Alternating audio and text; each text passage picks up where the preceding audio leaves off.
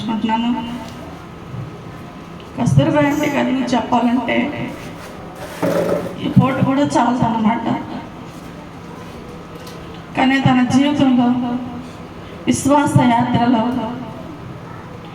మరి కొనసాగచ్చు తన జీవితాన్ని ఈ రోజున మరి ప్రభు దగ్గర చేరిందనమాట. ముఖ్యంగా చెప్పాలంటే వారి బిడ్డలకి ఏమో నాకు తెలియదు, కానీ మా సంఘానికి అయితే చాలా లోటు. మాకు అంకుల్ గారు చనిపోయినప్పుడే మనం చాలా కుంగిపోయాము. ఆంటీ గారు ఉన్నది కదా, మళ్ళీ నిరీక్షణతో ధైర్యంతో మేము ఉన్నాము. ఎప్పుడు కూడా నా దేవాలయంలో కూర్చొనేమో దేవునికి ధూపం వేస్తూ ఉండేది. సంఘం తరపున, సాహసం తరపున, సేవకుల తరపున కుర్చీలో కూర్చొని మరి సంఘం బలపడాలని, సంఘం ఉజ్జింపబడాలని, ఆత్మ రక్షించబడాలని ఎప్పుడు తన ఆత్మ ఆర్భాటముతోనూ ఎంతో తన మనసు దేవునితో పెనవేసుకుంటూ దేవుని మందిరంలో ఆమె ఎప్పుడు కూడా తన జీవితాన్ని సాగుతూ తను ఎంతగానో మరి జీవించేదనమాట. కానీ ఎప్పుడు కూడా నేను ఆమె చేసేది ఏంటంటే తన ఇంట్లో పని తక్కువ పెట్టుకునేది, దేవుని పని ఎక్కువ పెట్టుకునేది.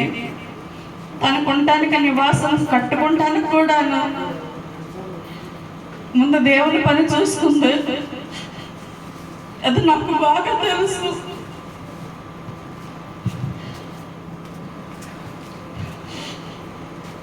దేవుని పని చేసిన తర్వాతే, దేవుని మందిరం కట్టబడిన తర్వాతే తన గృహం కట్టుకుందనమాట.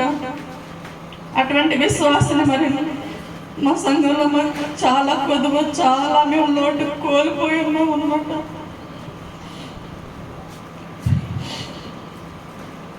తన జీవితంలో తన తల్లి గర్భంలో మరి నిర్ణయించినప్పుడు దేవుడు తన ముందే నిర్ణయించుకొని తన జీవన పదానికి ఉద్యోగం చేసుకుంటూ బిడ్డలను చక్కపరుచుకుంటూ అంకులకి నన్ను చక్కపరుచుకుంటూ అంకులు ఆమె కలిసి డ్యూటీలు చేసుకుంటూ దేవుని పనిలో సాగుతూ సువార్త ప్రకటించుతూ అనేక ఆత్మలు పట్టుబడటానికి ఇద్దరు కూడా ప్రయాసపడ్డారన్నమాట. అట్లాగా మరి మా సంఘంలో మరి ఇద్దరిని కూడా మేము కోల్పోయామన్నమాట. అయినప్పుడు కూడా అంకుల్ గారు చనిపోయారని మేము నిరీక్షణతో మేము ఇదిగా ఉన్నప్పుడు ఆంటీ గారు ఉన్నదని మేము చాలా విశ్వాసంతో జీవిస్తూ ఉండేవాళ్ళమే. మొన్న ఆ సండే కూడాను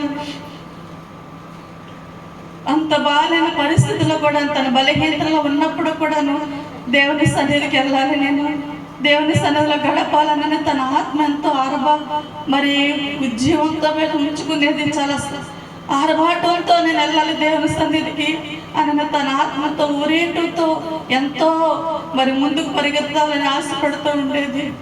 అయినప్పుడు కూడా ఇంట్లో ఉన్నంటే పిల్లల్ని మరి వాళ్ళని అడిగి దేవుని సన్నిధిలోకి వచ్చి కూర్చొని ఆరాధన చేసేది.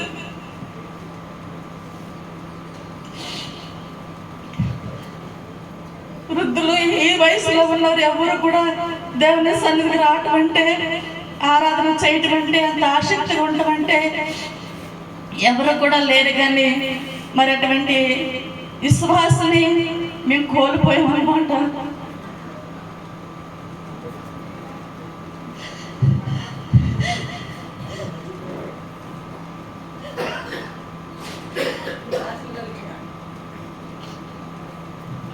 చాలా ప్రేమతో చాలా ఆత్మీయతో వచ్చిన బిడ్డల్ని చాలా ప్రార్థన ఏ రీతిగా చేయాలి మమ్మల్ని ఆత్మ నడిపింపు చేసిందనమాట. అన్నిట్లకన్నా ముందు వాళ్ళు దేవునికి నమ్మకస్తులుగా జీవించారనమాట. దేవుని పనిలో ముందుకు సాగారనమాట. దేవునికి భయపడ్డారనమాట. నిజంగా అటువంటి భక్తులు ఈనాడు నేను ఎక్కడ కూడా నేను చూడలేదు. కానీ అటువంటి భక్తులు చాలా మేము కోల్పోయి ఉన్నామన్నమాట. ప్రతి ఒక్క విషయంలో కూడా మరి ఆమె అన్ని విషయంలో తన రిటైర్మెంట్ అయినప్పుడు కూడాను తన జీవితాన్ని వృధాపరచుకోకుండా, ఇంట్లో ఖాళీగా కూర్చోకుండా మరి ఇళ్ళ ఇంటికి తిరిగి సువార్త ప్రకటించింది అనమాట. కొన్ని ఆత్మ రక్షించిందనమాట. మరి దేవుని సన్నిధి రావాలని మరి వాళ్ళ కొరకు ప్రార్థన చేసి వాళ్ళతో మాట్లాడింది అనమాట. తన వయసులో ఉన్నంత కాలం కూడా తన ఉద్యోగం చేసింది, దేవుని సన్నిధి నడిపించింది, నడిచింది, బిడ్డలు నడుపుకున్నది. అదే రీతిగా తన ఉద్యోగం రిటైర్మెంట్ అయినా కూడా దేవుని పని చేసింది అనమాట. అటువంటి తల్లిని బట్టి నేను మరి చాలా గర్విస్తున్నాను. ఎందుకంటే నన్ను కూడా చాలా ప్రేమించేది. నేను చాలా అమ్మదరని చాలా నేర్చుకున్నాను. నేను దేవుని సొమ్ము ఖర్చు పెట్టడానికి భయపడేది అనమాట.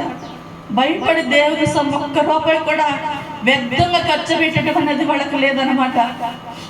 నేను చూసినంత కాలంలో కూడా వాళ్ళని ఆ రీతిగా మరి చాలా ప్రేమించేది. చాలా అనుభవాలు కూడా నేను ఆ ద్వారా నేను నేర్చుకున్నాను. మరి ఈ రోజున మరి ఆమె లేదని మాకు లోటే అని నేను బాధపడే కన్నా దేవుని రాజ్యంలో మరి నేను ఆమెను కూడా నేను కూడా చూస్తాను నిరీక్షణతో నేను ఉన్నాను. దేవుడి గొప్ప నా ఈ సమయం రామ్ గురించి నేను కొన్ని మాటలు చెప్పుకుంటాకి దేవుడు ఆమె పట్ల చేసిన మేలు ఆమె నడిపించి నన్ను నడిపింపుని బట్టి మరి సమయం నేను మీ మధ్యలో నిలబడి చెప్పటానికి దేవుడు నాకు ఇచ్చిన అవకాశం బట్టి దేవుని వందనాలు చెల్లించుకుంటాను. ఇదే నా చిన్న సాక్ష్యం. థ్యాంక్ యూ అక్క.